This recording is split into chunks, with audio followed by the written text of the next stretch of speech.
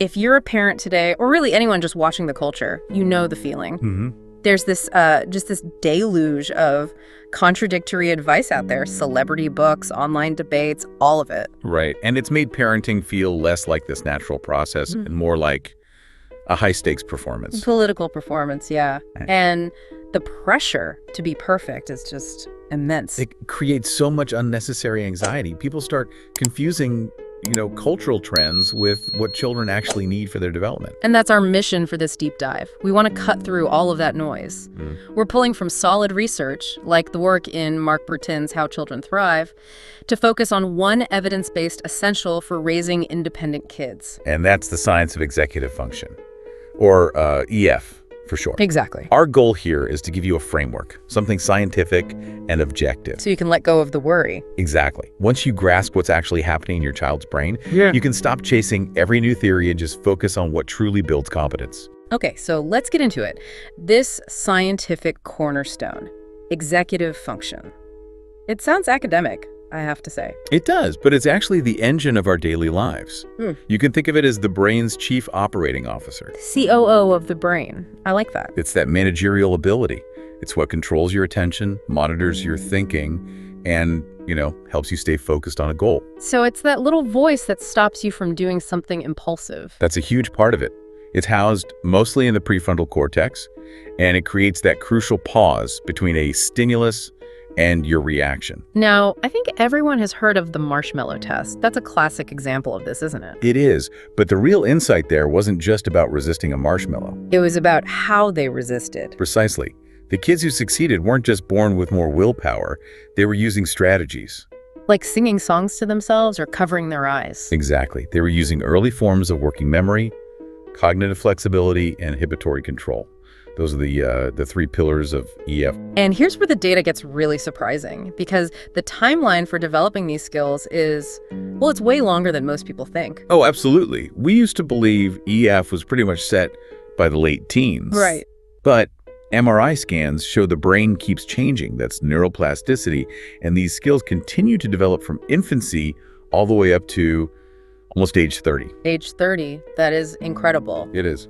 So when you're talking about managing retirement savings or navigating a career change, those are skills that are still being refined a decade after you finish college.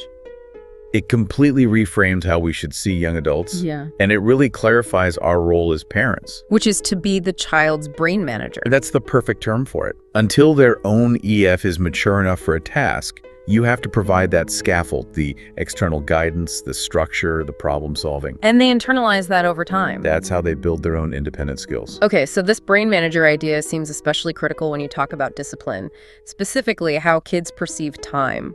Yes, we have to respect their developmental pace. Huh. For a preschooler, for example, their time horizon maxes out at about 15, maybe 20 minutes. That's it. That's it. For a school-age kid, maybe an hour. They really can't plan days in advance until middle school. So the classic threat, wait until your mother gets home in 4 hours.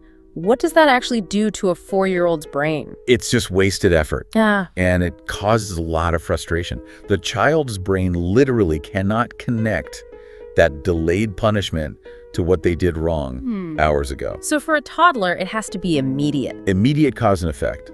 Immediate praise for good behavior or an immediate consequence, like a timeout for the misbehavior. Consistency is everything. And this immaturity isn't just about time, it's social too, right? We often think a child is being malicious when they're just incapable. Right, that connects directly to something called theory of mind. The ability to see things from someone else's point of view. Exactly.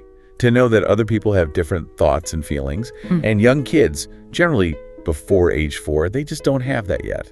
The crayon box experiment is a great example of this. It is. If a child knows there are crayons in a candy box, they assume everyone knows it too. They can't imagine someone else having a different belief. So when a 3-year-old snatches a toy and makes their friend cry, they genuinely cannot reflect on how that friend feels.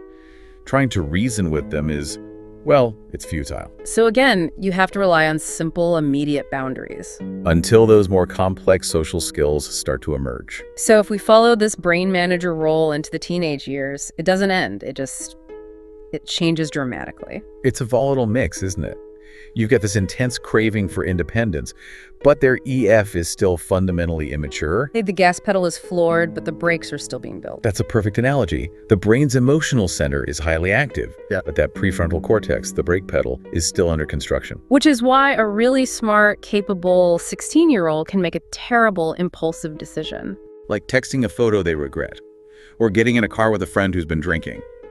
They often just lack the forethought to weigh the long-term risks. So the parent's job isn't to take back control, but to keep setting those safe, monitored boundaries. Right. You have to manage the environment. You know their impulse control will fail sometimes, so you make sure the consequences aren't catastrophic when it does. This need for external structure, it brings us to a huge topic today. The intense pressure for early academics and, of course, screen time. Yeah, we have to challenge this academic rush. You know, a generation ago, kids started learning to read in first grade. Now, there's pressure for it in preschool. But a child's brain develops on its own schedule. It does. And pushing academics too early often crowds out the single best activity for building EF. Which is just old-fashioned play. Exactly. And this is the powerful, kind of counterintuitive insight from the research. EF grows best not from flashcards, but from self-driven play. So playing house or building a fort is actually better for their brain than an academic lesson. In many ways, yes. Because when kids are in an imaginary game, they're constantly negotiating rules, switching roles, managing a story. First, I'm the doctor, now you're the doctor. Right. It requires intense working memory, cognitive flexibility, and impulse control. It's a whole EF workout. Which is why play-based preschools often have better long-term outcomes. They do. They outperform the academic-focused ones down the line. Okay, let's talk about the elephant in the room then. Screens. The science on this is pretty well. It's troubling. It really is. There was a 2011 study that looked at what happens after just 9 minutes of watching a fast-paced cartoon. 9 minutes. Just 9 minutes. Compared to kids who watched an educational show or did a craft, the kids who watched the fast cartoon showed a measurable worsening of their executive function. That's shocking. I mean, who only watches for 9 minutes? So daily exposure could be constantly chipping away at their ability to self-regulate. And then there's the emotional recognition piece. Yeah. Research showed that 6th graders who went to a camp for 5 days with no screens got significantly better at reading nonverbal emotional cues in other people. So face-to-face interaction is like the gym for their social EF skills? It's the ultimate lab. It really means the brain manager role has to be incredibly proactive about tech. It starts with modeling, of course. But it's funny, the source mentions that Steve Jobs famously limited how much tech his own kids used at home. If the inventor of the iPad was setting limits for his kids, that's a pretty strong signal. It's the highest validation you can get. So what are the most practical, essential boundaries we should be setting around screens? First, a firm media bedtime. All devices charge outside the bedroom, period. And critically, power down all screens an hour before sleep. That blue light wakes up the brain. Right, and you have to teach that screen time is a privilege, not a right. Absolutely. It can and should be taken away for inappropriate behavior. Okay, so building EF relies on this idea of consistency and structure. Let's apply that to something like homework, which can be a huge battleground. It can. The first thing to remember is homework should be for reinforcing skills, not learning new ones.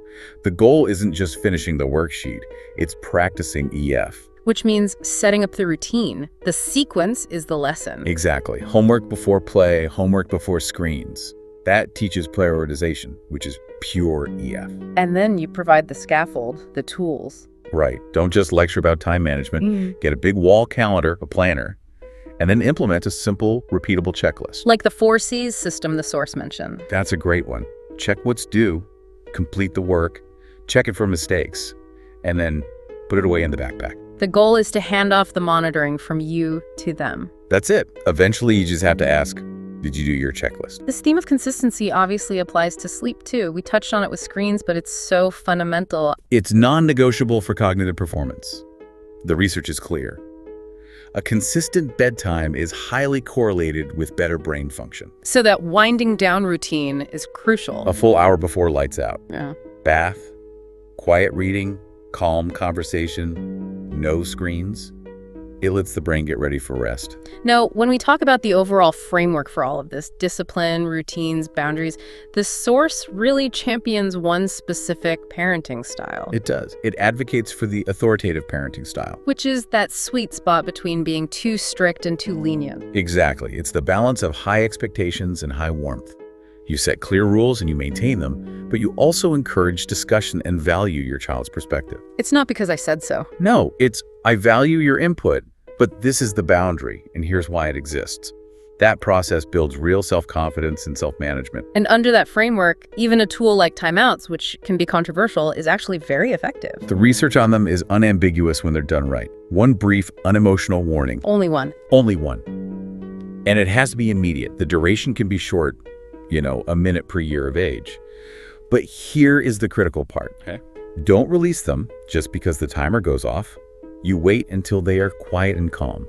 So they have to practice self-regulation before they can come back. That's the EF building moment. We've spent all this time on the child's EF, but it all rests on the parent's stability. So let's pivot to managing the parent's brain. This might be the most important part of the whole conversation. Because chronic parental stress, it throws us into fight or flight. And when we're in that state, our own EF goes out the window. It degrades completely. We can't be that consistent brain manager. We snap, we're inconsistent, we shut down. The child's stress level just mirrors the parent's stress level. It often does. So we have to build our own resilience. And mindfulness is the practical tool for that. Not as some goal for perfection, but just as a way to step off the mental autopilot. And a big part of that stress is the myth of multitasking. It is a total myth. Your brain can't do it. It just ping-pongs between tasks, which increases errors and decreases efficiency. So focusing on one simple thing, even just washing the dishes without your phone, can actually lower your stress. It gives your mind a rest from the constant decision fatigue. And for those moments when we mess up, because we all do, self-compassion has to be the first response. You have to give yourself the same break you would give a good friend. You reset the boundary tomorrow. You don't spiral into guilt. So for that high-stress moment, the milk spills, the kid is having a meltdown, there's a tool for creating that mental space. Yes, the Stop-IP practice. It's so simple. What is it? Stop what you're doing. Take a few slow breaths. Observe what's happening inside and out. And then pick how you want to proceed. That's the pause, the difference between reacting and responding. It's your own EF in action. So when we pull all of this together, the core message seems to be that raising mature, skillful kids actually requires less, not more. Yes. Less pressure, less consumerism, less academic pushing, and less fear that you're getting it wrong. You focus on clear limits, a warm environment, and teaching these self-management skills. That combination of persistence and skill, that's the definition of resilience. The source makes a powerful point. Kids learn so much more from what you do than from what you say. The habits you model become their habits. Easy at 4, not so easy at 40. And that's the real challenge for all of us, isn't it? If raising resilient kids requires being a resilient parent, how do we start defining success as resilience, not just achievement? So here's the final thought for you to take away. What is one mental habit or reaction you're modeling right now that you would advise your best friend to change? That's where the work begins. Apply that persistence and skill to your own life, and you give it directly to theirs. Thanks for diving deep with us.